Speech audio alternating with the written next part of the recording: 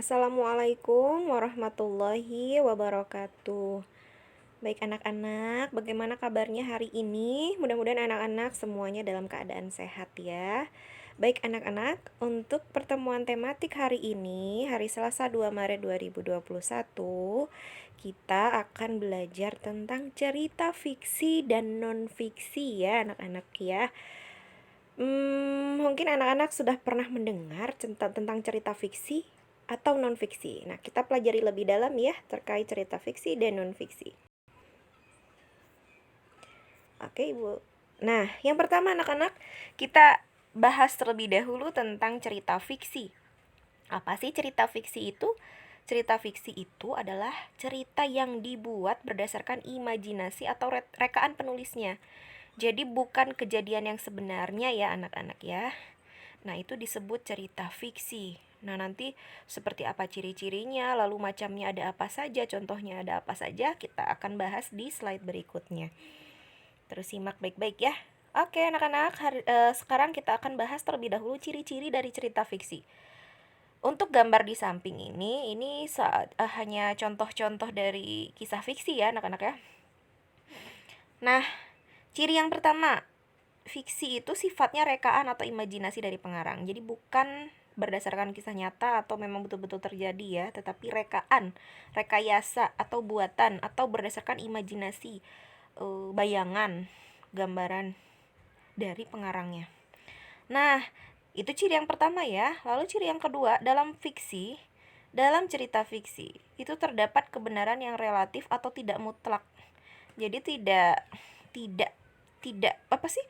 Bukan memang bukan suatu kebenaran begitu ya, maksudnya nggak mutlak harus seperti itu begitu ceritanya dari cerita tersebut ya, karena memang buatan tadi ya nak ya. Lalu yang ketiga, umumnya fiksi itu menggunakan bahasa yang bersifat konotatif, atau anak-anak pernah pelajari konotasi ya, konotatif atau bukan yang sebenarnya. Jadi sifatnya bahasanya itu bersifat konotatif atau bukan yang sebenarnya.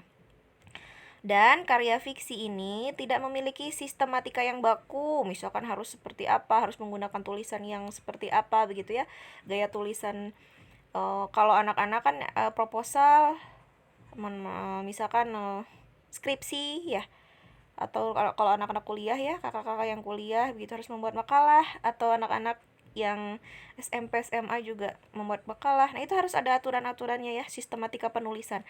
Nah, kalau karya fiksi ini tidak memiliki sistem yang tadi, tidak memiliki sistem baku. Misalkan cerita fiksi itu harus ditulis seperti apa begitu ya, berapa paragraf, atau diawali dengan apa begitu ya, tidak. Lalu umumnya karya fiksi ini menyasar emosi atau perasaan pembaca. Jadi bukan berdasarkan logika ya anak-anak ya. Umumnya. Jadi yang penting terhanyut begitu pembacanya. Jadi lebih menyasar emosi atau perasaan pembacanya daripada logika. Dan yang terakhir, dalam karya fiksi itu terdapat pesan moral atau amanat tertentu biasanya ya nak ya. Berdasarkan cerita tadi, nah amanat apa nih atau pesan moral apa? Nah, misalkan di samping ini ada contohnya Lutung Kasarung dan Purbasari, atau Kancil dan Buaya. Ini karangan fiksi semua.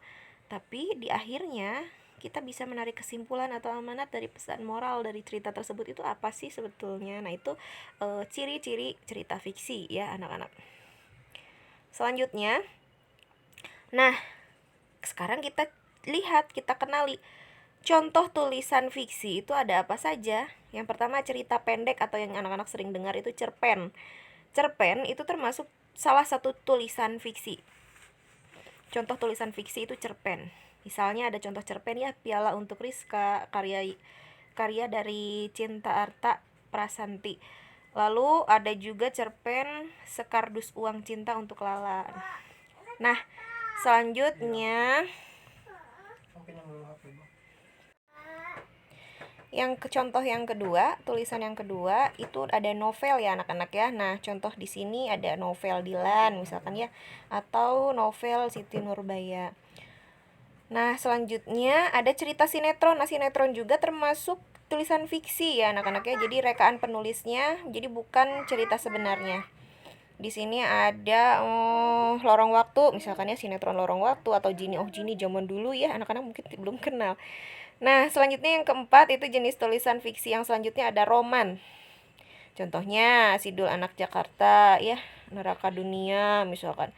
Nah, ini roman anak dan remaja, yang satunya lagi ada roman pendidikan. Selanjutnya ada tulisan fiksi juga, yang selanjutnya ada drama.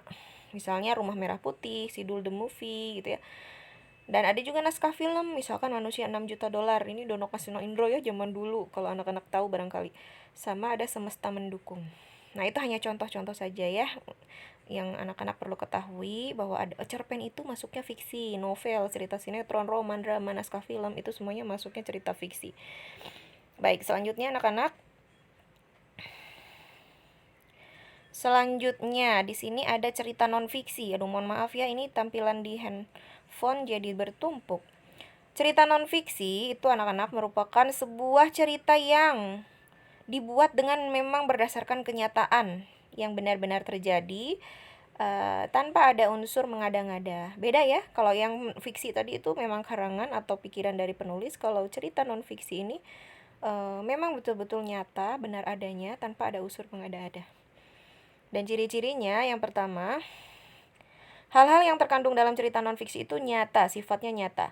Lalu penulisan cerita non-fiksi umumnya menggunakan makna denotatif. Kalau yang tadi konotatif, yang sekarang denotatif, atau makna yang sebenarnya. Sehingga maknanya tuh jelas dan tidak menimbulkan makna ganda ya. Ciri yang ketiga, cerita non-fiksi ini menggunakan data lengkap. Anak-anak berdasarkan data lengkap. Karena memang cerita sesungguhnya, kejadian sesungguhnya. Jadi menggunakan data yang lengkap. Nah, kalau di sebelah ini ada sebuah ini ya, bacaan tentang penemuan mobil. Nah, ini memang datanya lebih lengkap. Penemuan mobil itu dimulai dengan usaha seorang Austria dan seterusnya, dari mulai tahun dan sebagainya. Ini real. Nah, ini ciri-ciri dari cerita non-fiksi. Sekarang kita lihat contoh tulisan non-fiksi itu ada apa saja. Kalau tadi ada cerpen dan lain sebagainya ya untuk fiksi, sekarang non fiksi itu yang termasuk ke dalam tulisan non fiksi itu ada artikel, ada resensi buku, karangan ilmiah. Karangan ilmiah tuh banyak ya. Ada skripsi, ada tesis, film dokumenter, berita di surat kabar atau majalah. Ini termasuk tulisan non fiksi.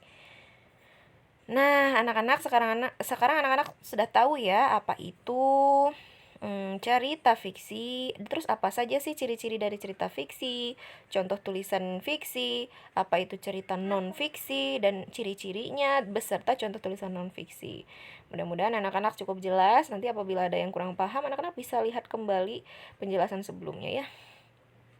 Nah, setelah anak-anak memahami atau menyimak penjelasan tentang cerita fiksi dan non-fiksi ini, ayo kita berlatih anak-anak. Coba lengkapilah peta konsep yang ada pada buku tematik 4H ya. Kita sudah ganti ke tema 8. Tematik 4H halaman 8. Nah, jangan lupa untuk dikumpulkan di Google Classroom ya. Terima kasih anak-anak. Oke, mohon maaf apabila ada kekurangan dalam penyampaian materi hari ini. Ibu akhiri, billahi fisabilillah, wassalamualaikum warahmatullahi wabarakatuh.